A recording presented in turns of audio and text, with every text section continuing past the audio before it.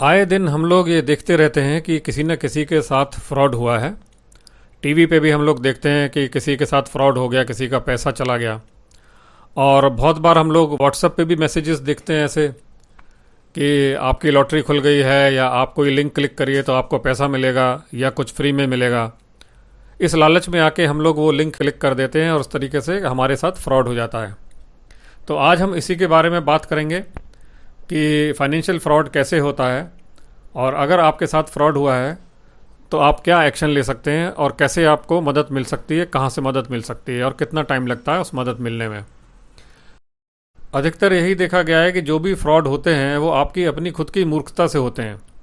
या तो आप केयरलेस थे, जो आपने अपना मोबाइल फ़ोन पे पिन सेव किया हुआ है और आपका मोबाइल गुम गया और आपका एटीएम पिन और इंटरनेट बैंकिंग का पासवर्ड सारे उसमें हैं।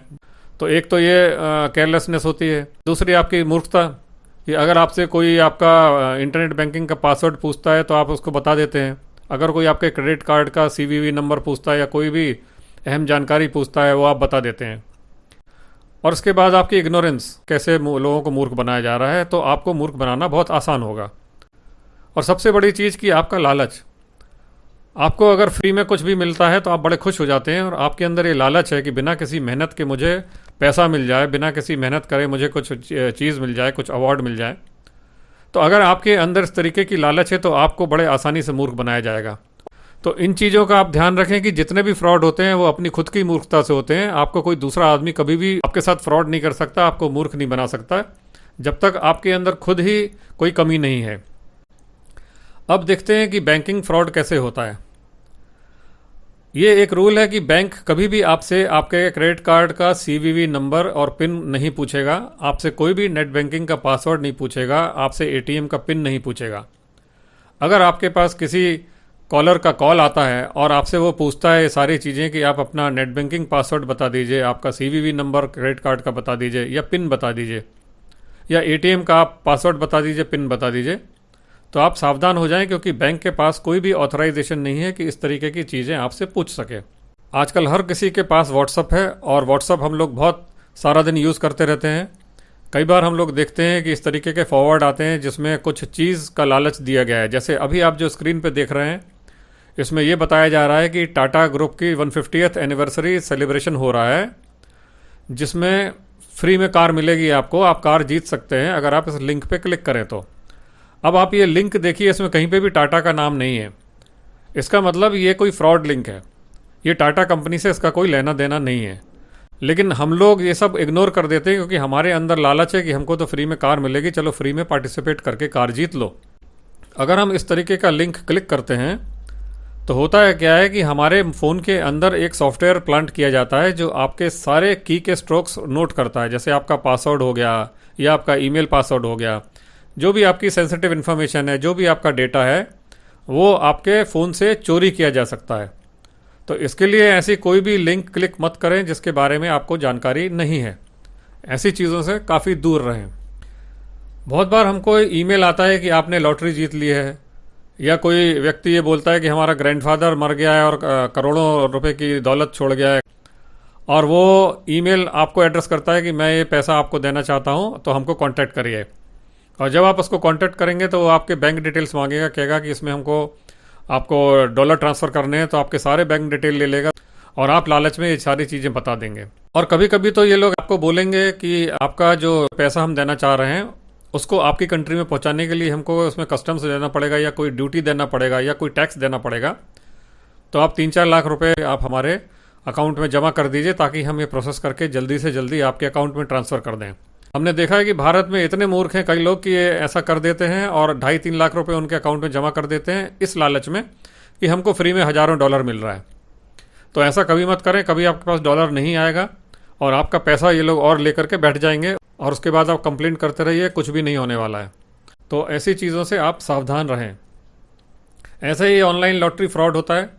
आपके पास ईमेल आएगा कि आपकी लॉटरी खुल गई है कई मिलियन डॉलर्स की, और आप बड़े खुश हो जाएंगे, और फिर वो आपसे बैंक की डिटेल मांगेगा।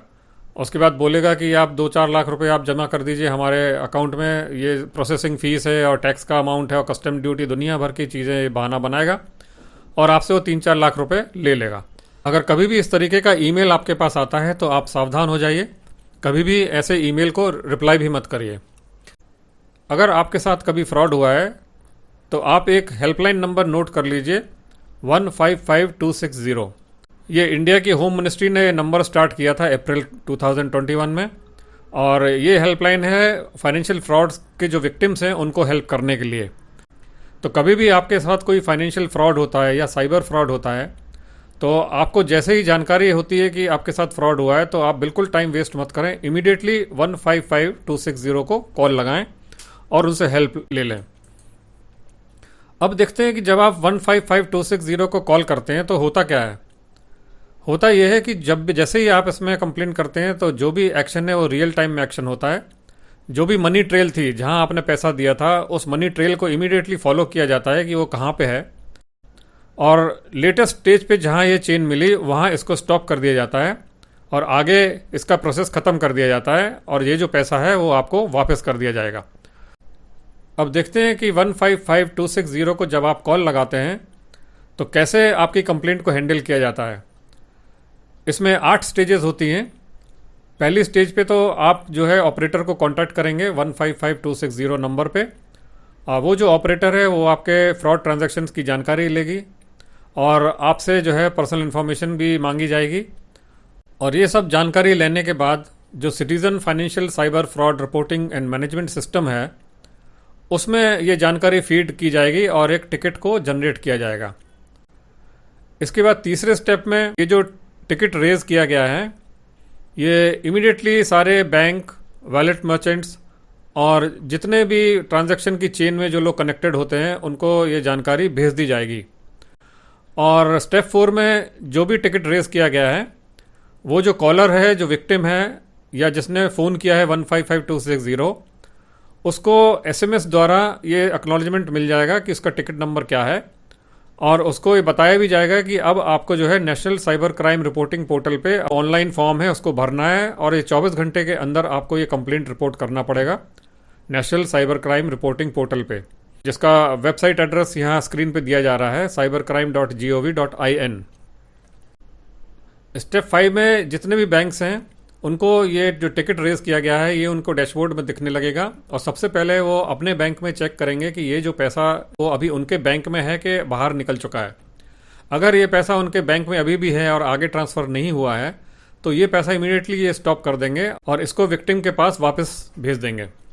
स्टेप 6 में ये होगा कि अगर बैंक से आगे ये पैसा निकल गया है, अगर ये पैसा दूसरे किसी और बैंक के पास होगा तो वहाँ पे इसको इमीडिएटली स्टॉप कर दिया जाएगा और ये जो ट्रांजैक्शन है ये वापस कर दिया जाएगा, और जो कॉलर है, जो विक्टिम है, उसको ये पैसा वापस भेज दिया जाएगा उसके अकाउंट में।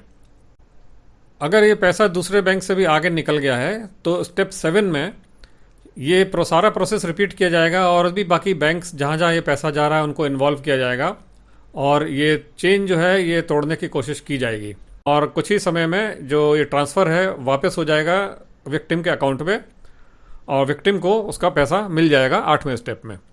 अगर आप जल्दी ये फ्रॉड रिपोर्ट कर देंगे तो ये हो सकता है कि आपको ये पैसा मिल जाए, और अगर आप ज़्यादा टाइम लेंगे तो फिर ये पैसा बैंक से बाहर होकर के कैश में कन्वर्ट होकर फ्रॉडस्टर के पास अगर पहुंच गया तो फिर ये पैसा मिलना बहुत मुश्किल होगा।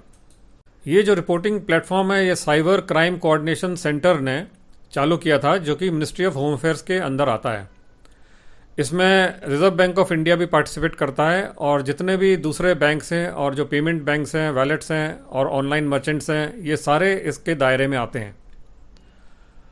ये जो हेल्पलाइन नंबर है अभी 7 स्टेट्स में शुरू हो गया है।